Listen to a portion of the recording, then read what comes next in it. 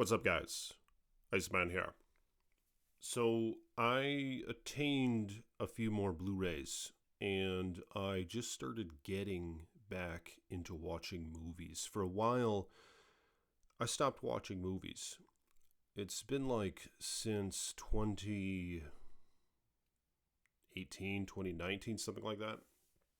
I just stopped watching movies. I thought that they were a bunch of subliminal bullshit for the most part, But which is probably true. But it did take away from some maybe enjoyment factor in my life. I'm not entirely sure. Because the last two nights I watched two different videos. I watched Saving Private Ryan 2 nights ago.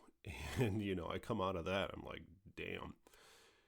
Was that even a good thing to watch? What did that do to my mind? Every time I watch that film, but it's been a long time. It's probably been 8 or 9 years since I've seen it, maybe 10 or 11 even. But I just wonder, every time I watch that film, it doesn't disappoint, even though that's not the right word, because what I mean is, it's just so disgusting, you know what I mean? Like the entry scene where they're all going through the beach, storming the beach, and just the things blowing up everywhere, all sorts of hell breaking loose, just like the guy's guts coming out of him. And then the graphic death scenes in that film, it's just hideous. But I mean, it's a good movie, and there's great acting, right? There's great acting, great special effects, and the reason I watched it is because I started getting back into my home theater, and I'll show you it in just a minute here. I'm looking at it right now. Here's the couch that I'm sitting on with these posters behind me, and I have a nice setup. Like, you guys, if you're into Blu-rays and movies, and you don't have like a nice surround sound system, if you're willing to spend some money, it might be a good way to go. I mean, it'll certainly be a good way to go if you're looking to enhance the experience. I mean, you feel it. You know what I mean? You feel the atmosphere. You feel the music. You feel the explosions. You feel the drama. It's just amazing. And so it's hard to go back after that. I tried to go to a 2.1 system, but I was like, are you kidding me? I remember watching Jurassic Park in my 7.1 system, and it just engulfs you, what I mean? It's immersive, and you hear the little sound effects. Like, they have sounds that are designated to every speaker depending on the decoder in the film, and my favorites are Dolby True HD and Dolby DTS HD Master Audio. Those are the best decoders to my understanding right now, and it sounds so much better than just your general Dolby Digital or Dolby 5.1. It's a lot more data for the sound. Like how they call it uncompressed, you know what I mean?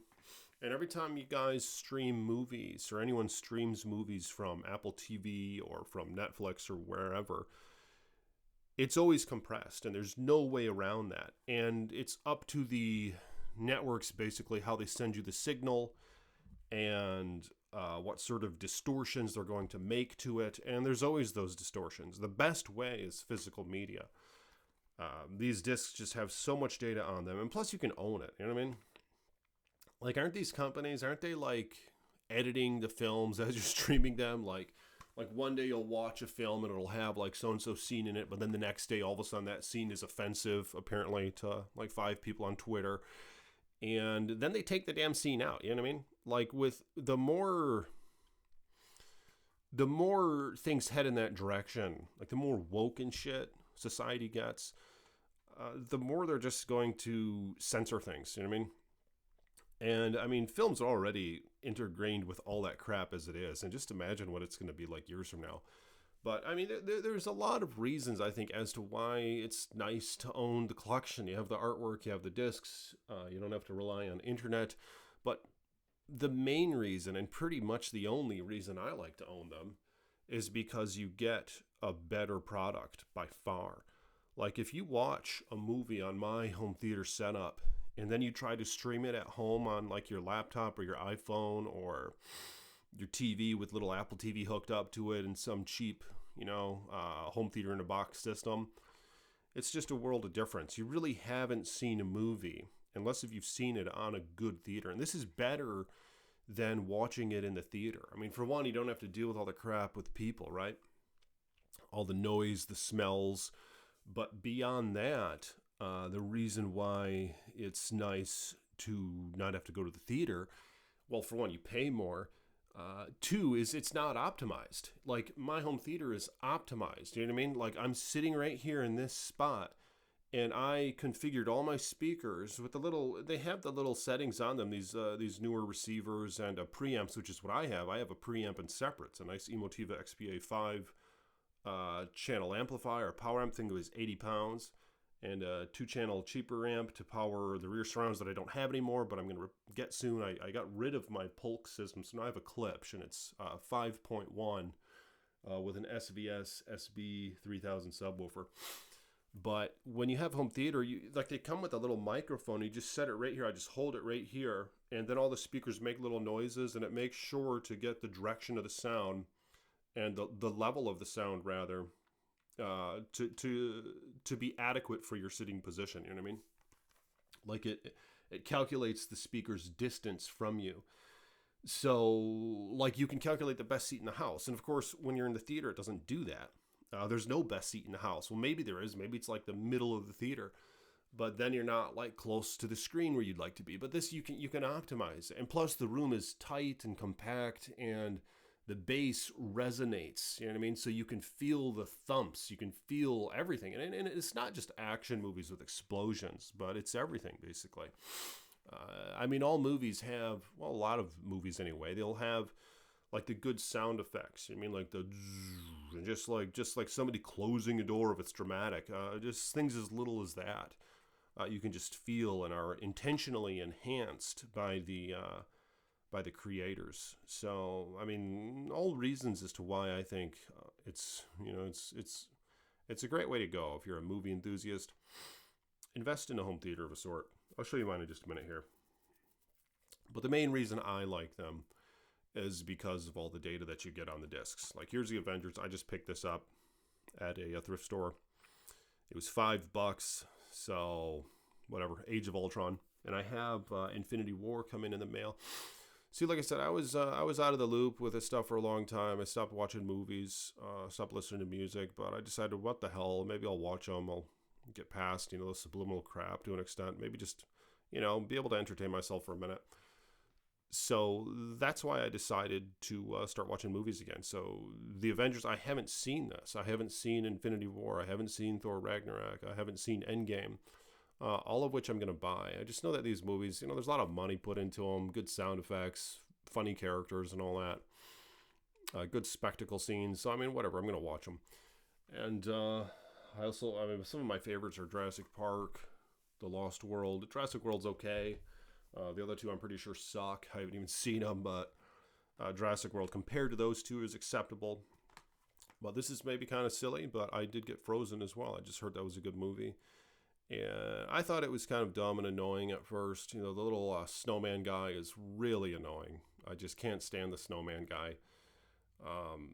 But some of the songs aren't all that great. But, there's a few songs. I like the intro song, and of course the one that the chick sings.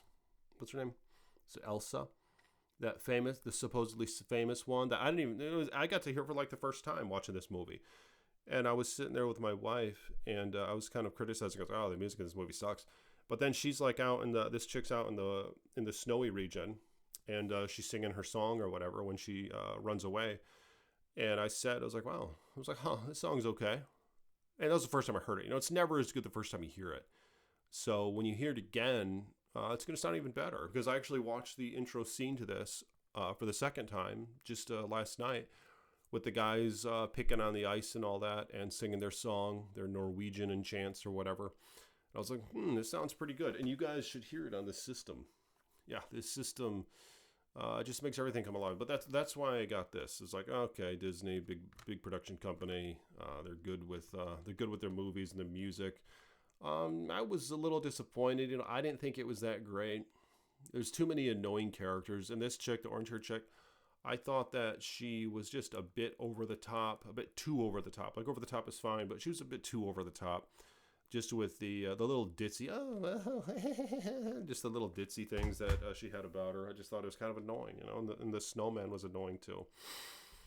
But she got a little better. She wasn't that bad in the end. And just like when she met the other guy, who ended up being the bad guy. I just thought it's just annoying. It was too much. But and also those little troll things, I thought they were annoying. But yeah, so that's my thoughts on the film. I did pick up Godzilla King of the Monsters. I saw this in the theaters. It's actually the last movie I saw in the theaters because I wasn't watching a movie for years. And with that being said, I went to go see Godzilla. I do have a channel where I make a lot of Godzilla content, and so I pretty much had to go see it. I was disappointed, you know. It wasn't like the theatrical trailer. The acting was bad. The characters were annoying, but you know the monster fights were okay. But this isn't really like what the 2014 one was like. The 2014 one, the original to this, in this MonsterVerse lineup, the first of the films, it kind of puts you in the position of a human, where you'd like look up at the monsters, you'd see their destruction. It just, the sense of scale was there, and it was a bit of a disaster film. Not entirely, but to a small extent.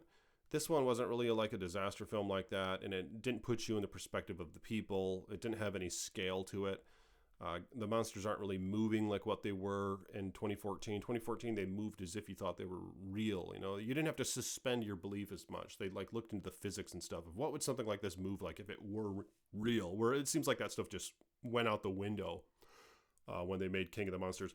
But it went out the window entirely with Godzilla vs. Kong. This movie was so dumb. I just watched this for a few minutes. But, you know, it's like they're made of balloons or something. Like they're all of a sudden running, jumping, fighting, kicking, you know, and it's like it's not believable anymore. It's like that's not how those things would move if they were real. You know, are we like in some anti-gravity planet or something, you know what I mean? Which I know they do go down to Hollow Earth where it's kind of anti-gravity.